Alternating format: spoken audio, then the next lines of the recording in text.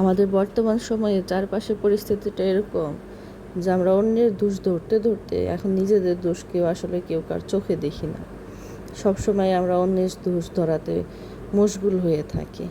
কখনো কি আমরা ভেবে দেখেছি যে না, আমাদেরও দোষ আছে, আমরাও ভুল ত্রুটির ঊর্ধ্বে না?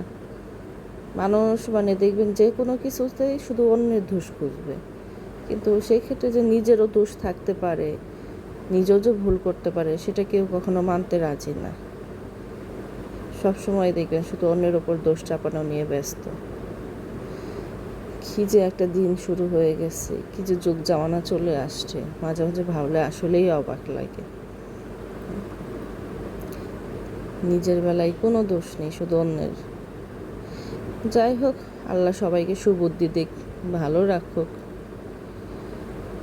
এই যে আমার রান্নাবান্নার কথা বলতে বলতে শেষ। তো সবাই কেমন আছেন অবশ্যই জানাবেন। সবার দিনকাল কেমন যাচ্ছে। আর দেখতে দেখতে তো রোজাও শেষ হয়ে গেল প্রায়, আর কয়েকটা রোজা আছে, তারপরে তো ঈদ। আল্লাহ সবাইকে ভালো রাখুক, সুস্থ রাখুক।